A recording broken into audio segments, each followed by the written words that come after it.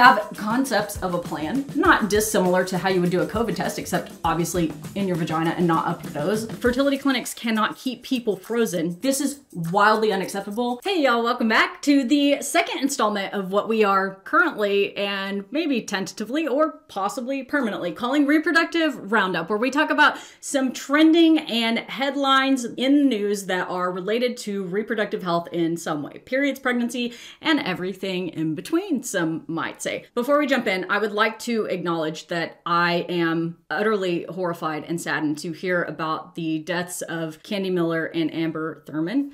The predictions that we made, and I had said probably tens, 20, 100 times on this channel at some point about abortion restrictions leading to preventable deaths would happen, and it is now publicly being acknowledged that it is happening, and these two are certainly not the only ones. But I do think that we should give a full video and analysis to everything that we have and know about the two women, Amber and Candy, who have been in the news recently. And I'm going to keep it relatively light today in the Reproductive Roundup, not because I don't think we should talk about that, but because I think it deserves its own video and I want to work on it as a longer video that has more information.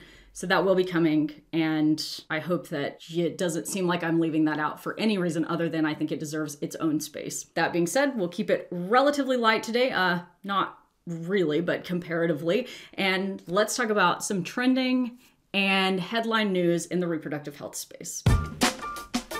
So first we have Senate Republicans doing what Senate Republicans do and blocking a bill that was put forth to expand IVF access. This is relevant because we've just talked about how Donald Trump is saying he supports access to IVF being easy and free, essentially. And I had said, like, that's not really consistent with any of his views either on healthcare in general or on reproductive freedoms. And I doubted that that would ever be something that he actually followed through on or could get his party to follow through on. And here we go. Senate immediately knocking down a bill put forth to expand access to IVF. So let's talk about the bill itself just a little bit. Illinois Senator Tammy Duckworth, who is an Iraq war veteran and has two daughters who were conceived by IVF, she put forward this bill that essentially would give a right to access for IVF and reproductive health fertility services. Namely, this would require both private and public health insurers, so the government and private insurance companies,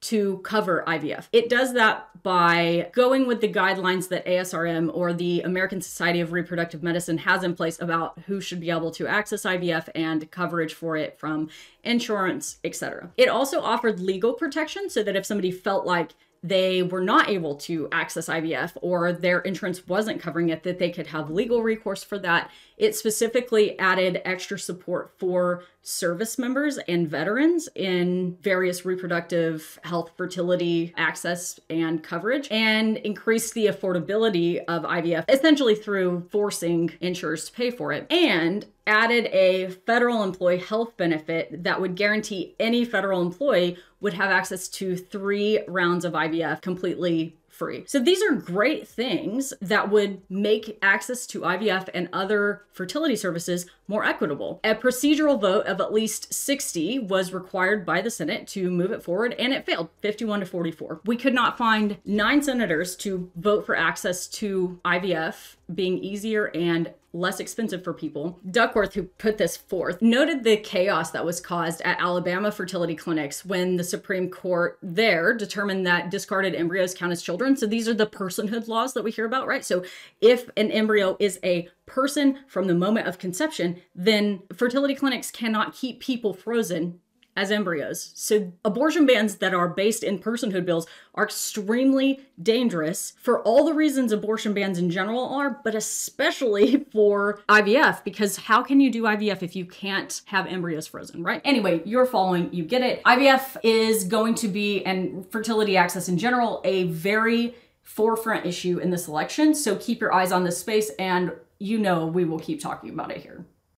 Moving on to our second story, and actually I would call this story like 1.25 because it's kind of in the same vein because it's about Trump and Vance. Essentially, they have concepts of a plan that they've briefly talked about, which would essentially change regulations for health insurers to deny coverage for pre-existing conditions. So Obamacare, or the Affordable Care Act, tried to take that away, and Republicans have been trying to put it back in as much as they can. This is a problem because they have said, JD Vance has said, that he wants to allow health insurers to deny coverage for pre-existing conditions, including pregnancy. He said, yep, pregnancy will make that a pre-existing condition. So here's Shefali Luthra reporting that the proposal, based on a few details Trump and Vance have offered, could particularly affect people who can become pregnant. Before the ACA took effect, the Affordable Care Act, health insurance plans were not required to cover pregnancy-related health care, which can be incredibly expensive, involving multiple doctor visits, medical tests, and labor and delivery itself. That means that pregnancy could become a pre-existing health condition and you could be denied coverage.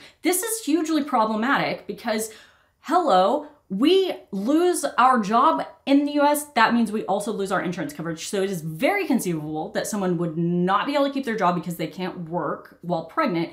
Now they don't have a job, they don't have insurance coverage, they can't get new insurance at a new job or even just buy it outright, which is crazy expensive, all of you know, because they have a pre-existing health condition and they won't cover the pregnancy. This is wildly unacceptable. Nobody should have to forego medical care for their pregnancy because they can't afford it and their insurance won't cover it. Absolutely unacceptable. So we haven't heard much about their concepts of a plan, but if it includes pre-existing conditions like pregnancy, allowing people to deny insurance coverage for that, I hate it. All right, that was more of a rant.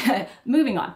This one is abortion pills in Louisiana, and October 1st, mifepristone and misoprostol, which are abortion pills, but also used for many other things that are not just abortion, including postpartum hemorrhage and miscarriage, is now going to become a controlled substance in Louisiana. Why does this matter? Well, controlled substances, when you are in a hospital and you need access to them, have to be accessed in a different manner than non-controlled. And it's usually reserved for things that are like a high degree of abuse. So opiates, for example, you can't just keep them in a place that's easy to access, and you have special regulations around who can get them out, who has to be present, what kind of rules you have to follow to do that. And that's fine when it's not an emergency medication, right? And when there's a reason, because it's for the purposes of keeping people safe. But misoprostol is a postpartum hemorrhage medication that is extremely safe and often needed in emergency situations, like when someone is bleeding to death after a delivery. So the process taking more time is dangerous. It would be frustrating even if the medication had abuse potential,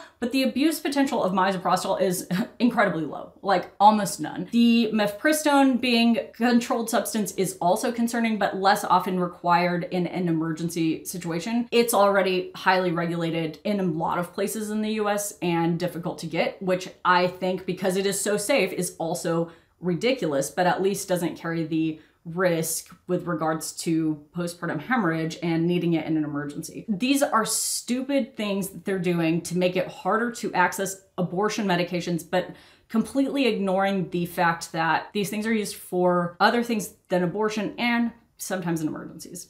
Next story we have is probably going to be exciting for some of you, but I do think we should really piece out what they're talking about. So this story was in the New York Times, and I'll pull up the headline in just a second, but it's essentially saying an alternative to Pap smears is here, and you don't even need a speculum. So it's a self-swab essentially. And yes and no. Even Karen, who does she's my production manager who helps me research things and puts together our stream topics and things like that, and is incredibly educated on these topics because she's worked with me for years and also had an interest in this before, so had a baseline knowledge. Even she didn't quite understand after reading the article what they were saying. And I'm not saying that to like call her out. She is incredibly intelligent and very good at this stuff. I'm saying it because it's an easily misinterpreted thing that I'm worried the media won't be presenting in a way that is doing justice to what it is. All right, so this was in the New York Times. An alternative to the Pap smear is here.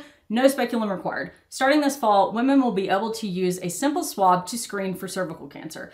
The method offers an alternative to a procedure that many dread and promises to address disparities in who develops the disease. This is true, and also it is not the full story. What they're discussing here is primary HPV testing. So when Karen did the briefing for this, she said that it's a new way that you can do a self swab of the vaginal walls that is not dissimilar to how you would do a COVID test, except obviously in your vagina and not up your nose. And that would be able to detect cervical cancer cells from the vaginal walls, and it would replace Pap smears. But that's really not actually true. So I know a lot about this because, well, one, it's my job, but also I run the colposcopy department for Southland, which is, colposcopy is what we do when you have an abnormal smear and you need to have it evaluated. And Australia was the first place that instated primary HPV testing, and we instated it last year in September. The new guidelines went into place. So we already do this here, and it is a test for HPV. However, it doesn't replace smears, and it also doesn't detect cervical cancer cells. What these self swabs do is test for HPV. HPV, there's about 100 strains, probably more actually, and most cervical cancers are caused by HPV, particularly certain strains, HPV 16 and HPV 18. However, HPV is also incredibly common, so most people who have HPV do not end up getting cervical cancer. I hope that makes sense. 80% of people will have a strain of HPV at some point in their life. Most people will never know because we don't test for it, and your body usually clears it on its own, but now we're testing for it. When you get the HPV swab, if it comes back positive for 16 or 18, and sometimes for other ones, you need to have that followed up with a smear and a colposcopy in a lot of cases. So it's an adjunct to screening. And for some people, it will replace smears and they will be able to avoid having a smear test with a speculum. But for a lot of people, it will be the first step in then needing an additional exam, because more people are going to need colposcopies with this. And we already know this because our colposcopy department is overwhelmed with referrals at this point. It's good, and the data is excellent on this being a very good way to screen for cervical cancer, of it increasing our ability to detect cervical cancer, particularly in people who have not had any screening because they don't want to do a smear test and they want to avoid a speculum exam, or they have trauma or uncomfortable, whatever it is, right? So it allows better access, but it doesn't replace smears. It's just this is a first step. If it's negative, great, it's replaced smears for you, but it isn't a replacement for smears for everybody. But it is a good thing. I do think it's a good thing. Moving on, this is actually just a very interesting research study for the fourth topic that we're talking about. And it's basically documenting the neuroanatomical changes of the brain during pregnancy. So they did brain mapping and found to be true what everybody who's ever been pregnant knows to be true, which is that pregnancy affects your brain, and not in a way that makes you feel more functional. That is for sure. We have always heard people say pregnancy brain or whatever, and we've always had a little bit of an idea of the fact that pregnancy affects the brain. But this study is interesting because they mapped pregnant brains with MRI over the course of entire pregnancies to kind of get an idea of what's happening. So by the 9th week, they found that widespread decreases in gray matter volume and thickness of the cerebral cortex, especially in regions as the default mode network, which is associated with social cognitive function, that there were decreases in the gray matter. Gray matter controls sensations and functions like speech, talking, thinking, memory, all of that, which decreasing that gray matter by the 9th week of pregnancy is kind of wild, but also really speaks to what a lot of us feel during our pregnancy, that we aren't functioning at our normal level. In the second and third trimesters, they found that increases in CSF, or cerebrospinal fluid, and white matter microstructure were linked with higher levels of estradiol and progesterone. So as you move through pregnancy, those get higher, and it affects the CSF and white matter. CSF helps to provide nourishment and protection to the brain. It's kind of like an insulation, and also allows for removal of waste products in your circulation. And white matter helps areas of the brain communicate and process information. So you have significant decreases in these. Now, importantly, there is recovery of the brain matter that decreases during pregnancy. We don't fully know to what extent and how long postpartum it takes for that to fully recover. And this information and this study itself is not really any groundbreaking information with regards to telling us something about you know, what happens to us in pregnancy. It's more like, hey, we are able to see this now, and maybe it would be interesting and we publish it so that we can learn more. We need more information. We know that it happens, but we don't fully know what it means at this point, if that makes sense. I found it really, really fascinating. That is all the news stories that I have today. I really hope that you enjoyed this reproductive roundup, or whatever we end up calling it, because I like doing it and Karen is super excited about it. I want to do anything that makes Karen happy. If you're on YouTube watching this and you're not subscribed, we'd love to have you. We will keep publishing these news roundups as long as people find them valuable and interesting. And if you're on Twitch with us today, great. I love that. If you're not, you're missing out. Join us on Twitch, twitch.tv/momanddrajones. I cannot tell you what time, so make sure you have notifications turned on. It is usually on Sunday or Monday, but sometimes just randomly.